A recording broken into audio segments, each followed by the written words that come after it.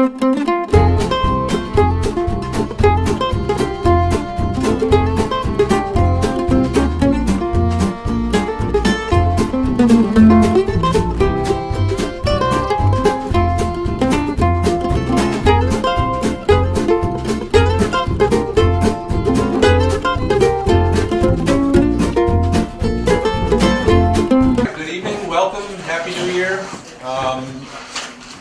guess I'll ask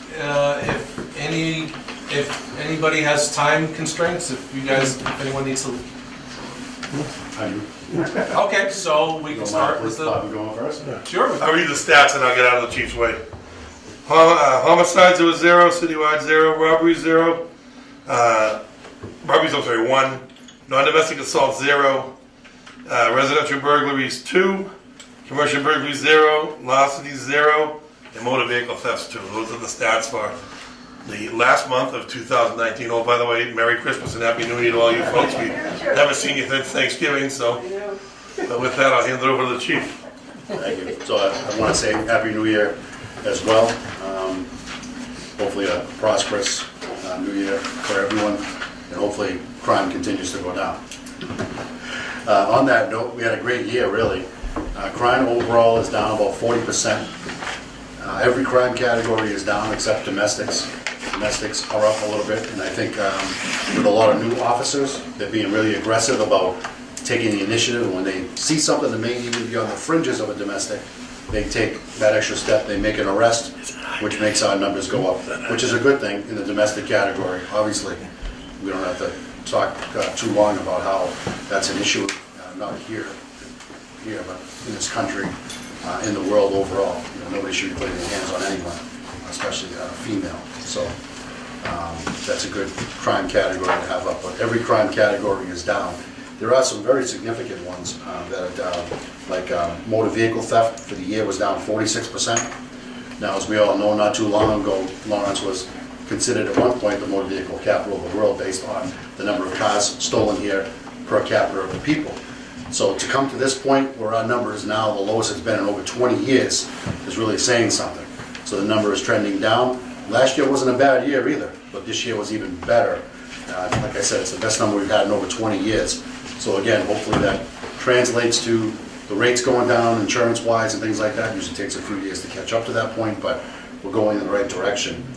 Residential burglaries down 45%.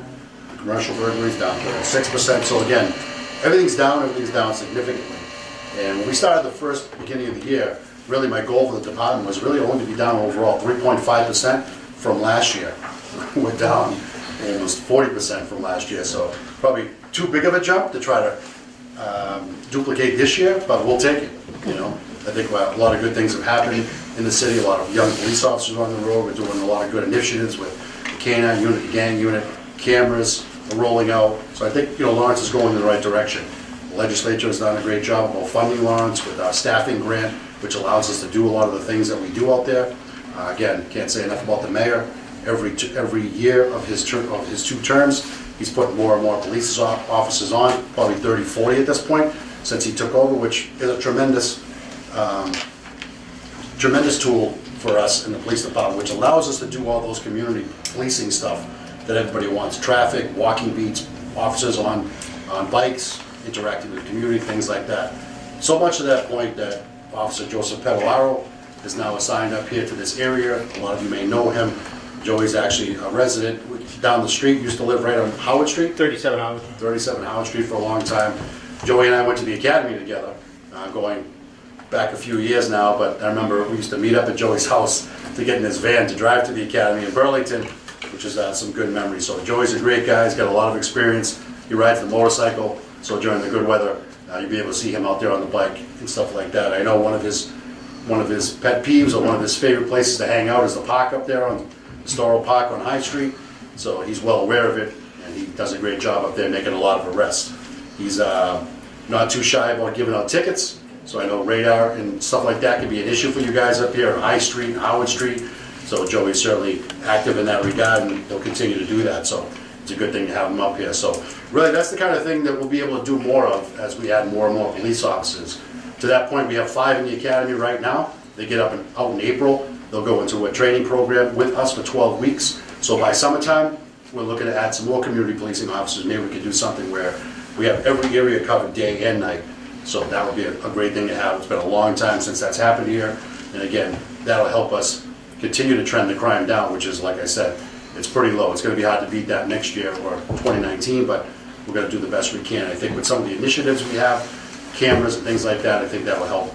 You'll continue to do that. We're going to do whatever we can to be innovative and think outside the box to try to do something different to make sure that we have, different ideas about how we're going to attack crime. And certainly this is one of them, one of our main functions, community policing, coming to the meetings with you all and listening to your feedback about what's going on in your neighborhoods, because what's happening here may be different than what's happening on Park Street or the Mount Vernon area. And that's why we really need to get involved in meeting with you guys to make sure that we understand what's going on in that particular neighborhood. So really that's the basis behind community policing. I think we do it pretty well, and we're hoping to expand on that. So I don't want to talk too long. If anybody has a specific question about what we're doing or what you'd like to know more of, we have a Citizens Police Academy coming up. I don't know if you're on social media, but we do put a lot of that stuff out there, statistics and all the things that we're doing in the communities out there a lot. But to that point, Police Academy is coming up, I think February 6th or 9th it starts. If anybody's interested in that, I think some of you may have gone through it years ago, but if you're looking to do that again, I'd love to have you. If you're interested in that, I'm sure Officer Pedalaro could help you in that regard, or Detective Cuddy could also point you in that direction as well. I'll just open it up. Anybody have any particular questions they might want answered? You mentioned the cameras. How many cameras are there, and are there going to be more? So in phase one, it's going to be about, so when I'll talk locations, there's 34 locations, and 35 is another camera that we can move around based on, say we're having a problem area, we can move that around. We call that a quick deploy camera. So 34 locations which will be locked in. Those 34 locations may have upwards of 3 to 4 cameras each one. So if we're talking about Broadway and Haverhill as an example, obviously it's a 4-way intersection, we may have 4 cameras up there. So we're going to have upwards of, in the first phase, probably 100, 120 cameras. Phase 2 just went out to bid and it's coming back. That's going to give us another 30 locations. So before long, come summertime, we have a couple of other projects going on. Buckley Garage, Museum Square, which is going to give us some more coverage out on the streets. And then the CIP project happens again this summer, which is another $100,000 allocated for more cameras. Pretty soon by this time next year, we'll have probably upwards of, I would say, probably 150 locations, and multiplied by 3 or 4 cameras at each location. So we're probably going to have per capita the most cameras of any city and town in Massachusetts. And that's really kind of the mindset there. So I think it's a great tool. I know in my experience in the detective division before I became the chief, we solved a lot of crimes with residences cameras and commercial businesses cameras. So we only know that it's going to multiply. And really what we want to do is get the word out that this is a safer community, there's cameras everywhere, so that the bad guys think twice about doing what they're going to do and they go somewhere else. So really that's the goal, is to get the message out that there's a lot of tools being allocated here, there's a lot more resources on the street, go somewhere else if you're going to do something like that. So hopefully that transcends to more reductions in crime and making the community a little bit more secure. Are they monitored live or more for like solving crimes afterwards? So both. So if you think about trying to monitor all those cameras, it's probably impossible, right? So we do both. It is where I think we're going to see the most benefit is making people think twice about doing something. But really on the investigative side is really we're going to solve a lot of crime and see our biggest bang for our buck with the cameras. We do have the ability, and they will in dispatch at any given time if there's a problem up here, let's say, or in the clubs. We're putting a lot of cameras down there by the around the club area, Essex Street and all that. If there's an issue going on, they'll be able to hit a button with that particular location, or 3 or 4 cameras, say, in that area, and put those on live, and they'll be able to give instant feedback to the officers responding down there. So it is a tool in that regard, but really on the investigative side is where we're going to see our biggest resource there. It's like you see on TV and movies. Pretty much. Wow, that's great. Yep. Anything else? I thank you for your time. I have to actually go do a phone interview at CNN, or not CNN, NCN or something, NCN or something like that. But Officer Pedalaro, like I said, who's the community policing officer up here, will be here after the meeting. If anybody wants his card, he has an extension email address. He can provide you with that, so you can go back and forth. If there's an issue going on, you can always call the police department, but it'd really be good if you guys start a relationship with Officer Peralado, that way he can work on some long-term issues, whether it's people hanging around in the park, or dumping, or speeding. Really, that's kind of what we want, so he hears from you and you guys feel comfortable calling him, and you can get instant feedback on what's going on up here. And Detective Cuddy will hang around for a little bit as well. He has information on phone numbers you might need, or email addresses and stuff for the police department that might come in handy. So as always, I thank you. Our strength in the city is really community groups like this. And I know this one in particular, I know going back to my days just getting on the department and working in community policing, I know we worked together for many, many years. So really, this is where the strength of the community is, and groups like this and working together and getting your feedback. So we appreciate that. I want to let you know that, for sure. Well, thank you for coming. All right, thank you. Appreciate it.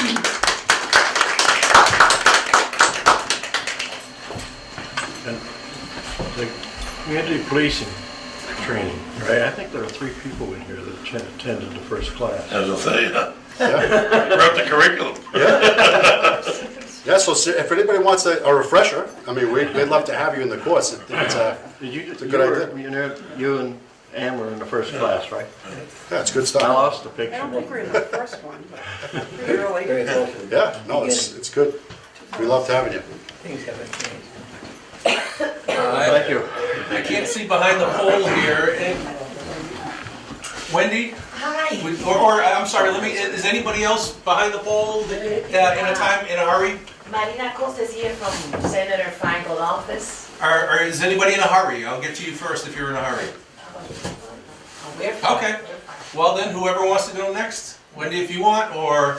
Well, I'm just gonna say Happy New Year on behalf of the mayor's office, and today, I think you already know Janixa Cartagena. She's a new special assistant for the mayor, and she's here to share some information with you. Okay, so I will do that. Present here, there, doesn't matter.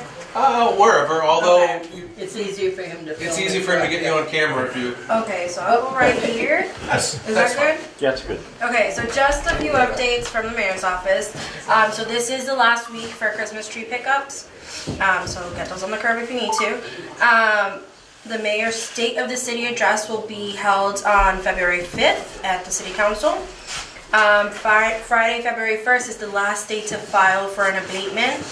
The applications are available online, and if you do need help, you can reach out to the mayor's office, and we're more than happy to help you. February 2nd is the Dominican flag raising, and that will conclude my little spiel. What time? 2:30 p.m. Any questions or anything, feel free to reach out to me. I'll be right here in the back. Congratulations for being the Congratulations for... director of this neighborhood association. I'm a neighbor. I got to pay my dues. And Happy New Year. We hope that 2019 will bring us more health and happiness, prosperity, and quality of life. Quality of life starts now with safety. And we have here the public safety officials that keep us safe and quiet. So we need that. So as you know, I was elected again. I bounced back to the State House as state rep. I'm so happy. I love that building. But I love what I do over there, bringing resources for the city and securing all those resources that we need for those immediate needs that the city needs, to take care of. Public safety, starting with public safety, education, Chapter 90, to have our streets in good shape. We know that Columbia Gas has to fix a lot of streets, so that will take some years, but Chapter 90 will be there also, and that formula might be increased and let us get more money. So I'm happy to do that. Chapter 70, the education also is under reform, so we're expecting also an increase in the revenues coming from the state for the city school districts. So I'm at 16 Woodland Street. I'm your neighbor. If you need me, please call me. If you have a party, also call me. I love parties. So And I'm there. I'm all yours, and I'm so grateful for voting for me again to send me to the State House again. And I accept that humbly, and I do my best always. Thank you. Thank you. And from Senator Feingold's office, do you have anything, or are you just here to visit? No, I just came to visit. Okay, well, thank you, we appreciate it. Anybody else? Yes? This is my first time at this particular neighborhood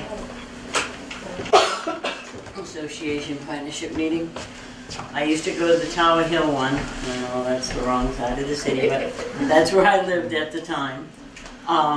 What's your name then? My name is Emily Lawrence Okay. Vick. See, so I have special things because my name is Lawrence. But now I'm working for an agency called Deaf Inc.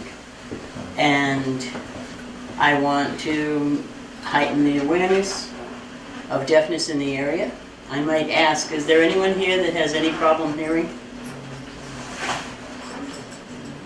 Do anybody know anybody or related to anybody that has a problem hearing? I have a problem listening. My wife doesn't listen to me. I understand that, and I actually remember you with your hat. I've been around a little bit. The hat's still around. My brother was on the city council for a couple of terms, so, Richard Lawrence, so. But in any case, Deaf Inc.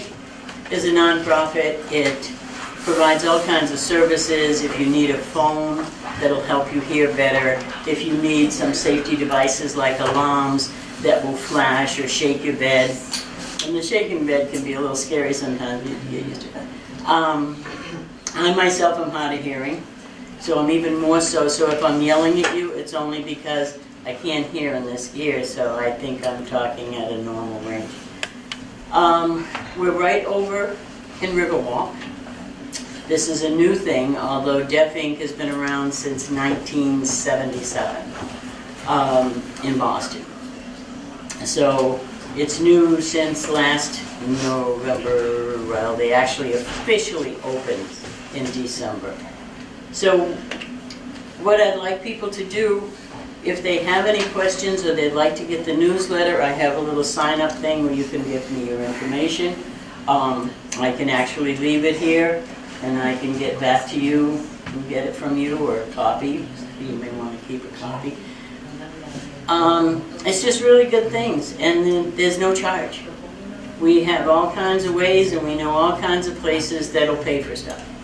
So you don't have to worry about paying for it. I know hearing aids can be very expensive, and we have workshops and things that all of you are invited to come and see what we do. We're open on Thursday to people to walk in from 10 to 1. You might like to come down and see it. It's a pretty nice looking office, and we'll give you tea, we'll give you coffee, answer any question. It's 370. They just changed our address, which really is. We had a class in American Sign Language last night. Everybody, including the instructor, got lost. They went to different buildings. They just, building 9, they went over to Sal's, you know, so. Thank you.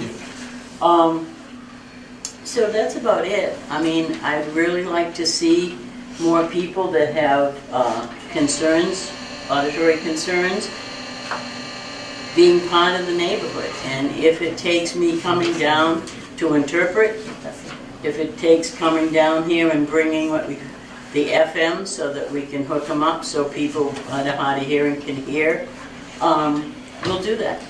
We'll do whatever's necessary to make the deaf and hard of hearing community inclusive to the whole community. That's about it. Have you met with the DAB right here on Prospect Hill, on Prospect Street? Corner of East Haverhill and Prospect. No, I have not. I've met with Jamie Melendez, Okay. but I haven't been down to the DAB. Because Jamie was saying that a lot of the vets have concerns with the hearing, so. So we're gonna get back together again, him and Martha, the last song. So Well, they Yeah. actually have their monthly meeting down at the senior center. The DAV does? Okay, do you have a date for that? I think the third or fourth Thursday, but I can check that and get back to you. That would be wonderful. You have my information there. But thank you, that's the kind of thing I'm looking for. This is my outreach part, and then after that, we get very active with just working with people with whatever they need, so. But anyway, this is a lovely meeting, unfortunately, it's very warm. And I was the person out there buzzing the thing. Oh, well, now you know for next time. You know, I was over there at my son's house. Oh, He's right behind me. Oh. So I was you over walked there, all and the way around. And I said, no, I'll just shoot over because it's right across the street. And I was like, yeah.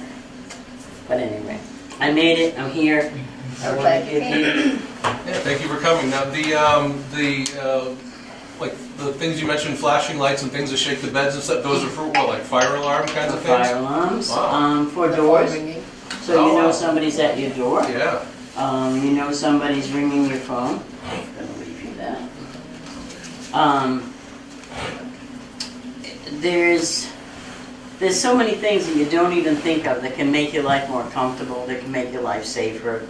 I have phones that they can talk to you, but they also can write out what's being said. You can amplify them so that you can hear them better, but you also can amplify it so they can hear you. There's all amazing stuff. And then people that are deaf, that really, it's just impossible for them to communicate any other way. We have a video phone.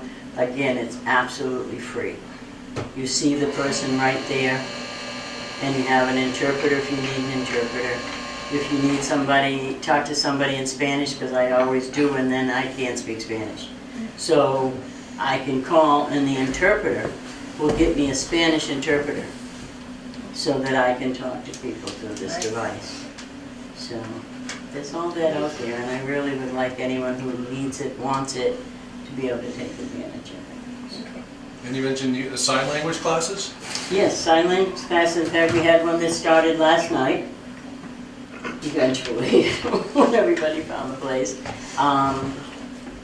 It's 10 weeks. So this is the first one, this is 1A, but then there's 1B. And that's going to be in the spring, and it's going on. If we have a lot more people than we thought we were going to have yesterday, so if it continues to grow, we have other rooms in the building that we can use, so we can accommodate like 2 classes. So there may be two classes going on simultaneously. So yes, it's a great thing. I would love to have some community police office knowing some sign language. Tommy, you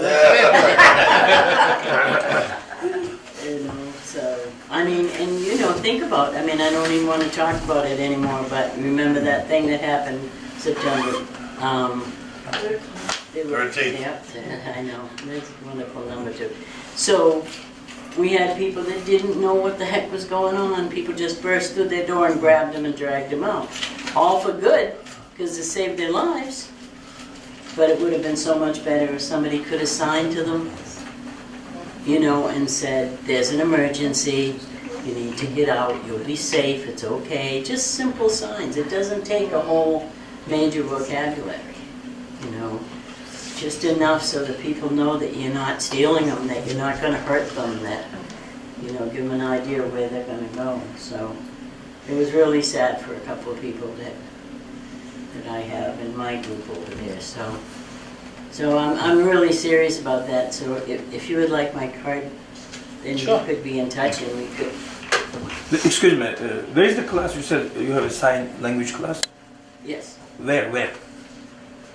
370 Merrimack Street. The Riverwalk in South Lawrence. Okay. Yes, else. Of course. Would you like a card? Yes. Would anyone else like a card? I would. Right, can find you anyway. When you come to see Jamie, see me, I'm on the first floor. Okay. I knew your face, I saw you when I was. I've been over there, I've been everywhere, I'm like. Alrighty, are there any questions? My regular stuff.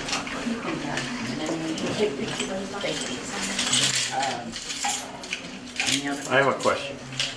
Would you like to come and do a TV show? Nice. Okay. Well, I'll talk to you later. Yeah, that's great, great. That would be wonderful. Alrighty, again, thank you so much and Happy New Year. Yeah, excuse me, man. I have. Oh, sorry, go ahead.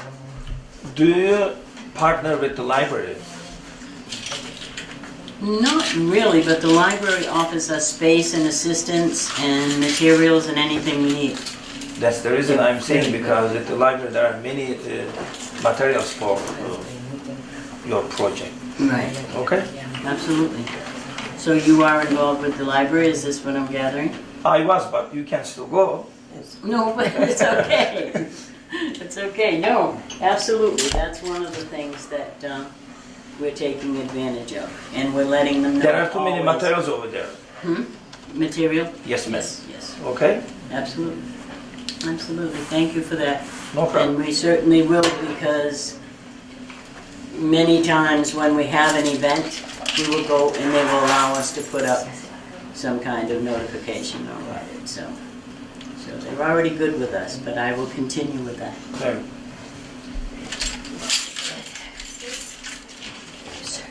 I like the idea of sign language. It's like a universal, doesn't matter, whatever this sign, I don't know, one sign for multiple languages. So it doesn't matter if you speak English, Spanish, or whatever language, the sign is the sign. Absolutely. You're absolutely right. All right, anybody else have anything? Is this going to be a really quick meeting? How about from our treasurer? We still have $60, and we're not collecting dues anymore. Okay, officially? Yeah. Sure. Because everything's electronic now, and before the Yeah, large part of before the we had to news pay was for to... postage for Right. the newsletter and all that sort Trying of to get stuff. out of the way yesterday. We don't do that anymore. Okay, for announcements, we have have to forgive the little an open house at mistake. Lawrence Community Access Television on Essex Street on January 28th, 4 to 8 p.m. Learn about your public access TV studio and how you may become a TV star. You're cordially invited to attend, meet the staff and board members, meet Jim. There will be light refreshments, tours of the studio, a slideshow describing the Lawrence Community Access Television. I went to an open house there several years ago, and I thought it was very interesting. It was great to see what goes on behind the scenes. So again, January 28th, 4 to 8.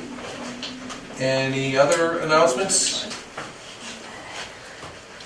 I don't know if anyone here knows people that are receiving SNAP support, but what they did the normal January distribution the beginning of this week, and they're doing the February distribution Wednesday through Friday of this week for February, because of everything being closed.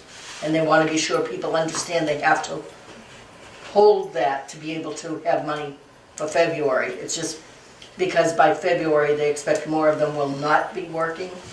So they won't be able to send out the stamps. So they're cautioning people, yes, you're getting extra, but you have to be able to use it through February. So essentially, they're just getting their February benefits a couple weeks earlier Right. than normal.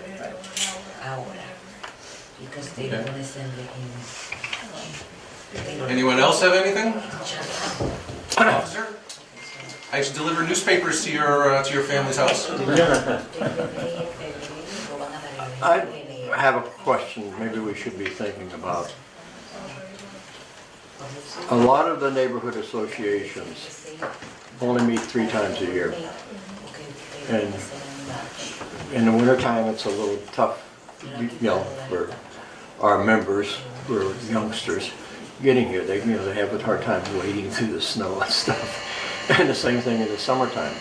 So maybe we should consider a meeting only 3 times a year instead of every month. And then if there's something, you know, comes up that we need to talk about or whatever, we might have an extra meeting in between, but, you know, just change it to every 3 months instead of, Every 3 months it will be 4 meetings. yeah, 3 or 4, either one.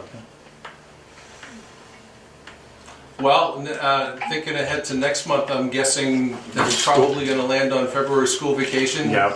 As it often does, so we probably won't have a meeting next month anyway. Right. Right.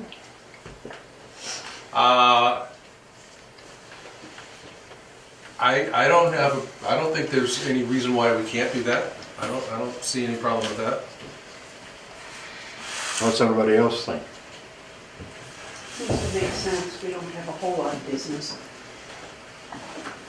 So are we talking maybe January, April, May, and September? Well, I would, I wouldn't do January. I wouldn't do January, I would maybe do March or something. March with the daylight savings time. All right, so then what was that? April, March September, and... October. Yeah. March, April, September, October. If you eliminate January Yeah. and February. you could But if do you it do in March and months. April, that's 2 months in a row. Yeah. And then April's gonna end up being school vacation week. That's Okay, true. but March- March, May, May, September, or October, I don't know.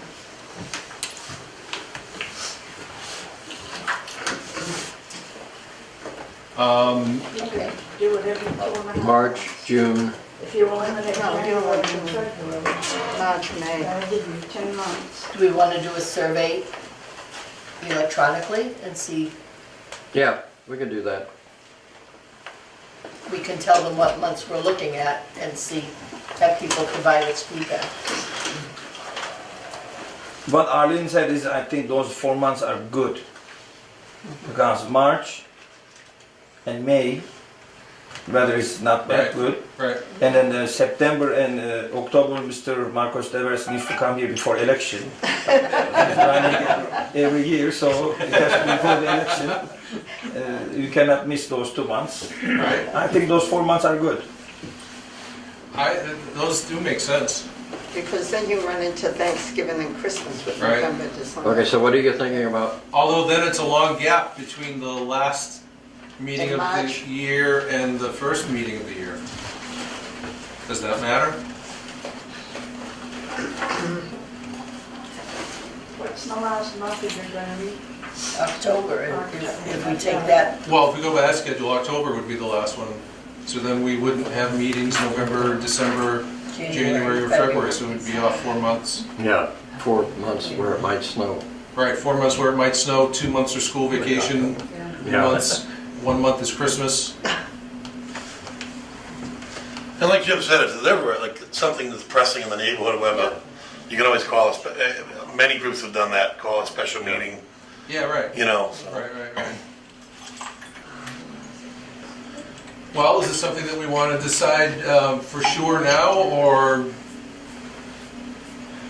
toss around some other schedule and decide in 2 months for the next meeting? So, that makes sense. So it would be March, May. May. It will be better if you make decisions. yeah, why don't we March. do the next meeting in March, right? Yeah, because next meeting February's- will be February vacation. Do the next meeting in March and then we'll decide from there. Okay. What is the date again? March? On Wednesdays, Third Wednesday of the month. Wednesday's a good day because there are no city council meetings and, No, the All that sort of licensing board's meeting tonight. The licensing. It could be board- legislative session, but well, I know, but don't wait about it. we haven't been to the license. Your next meeting is supposed to be the 20th of March. March 20th, yeah. The last time we were at a Thank licensing you. board meeting, it was me and Ned Swartz, so. Ah, gee, May, rest in peace. I was talking about that today.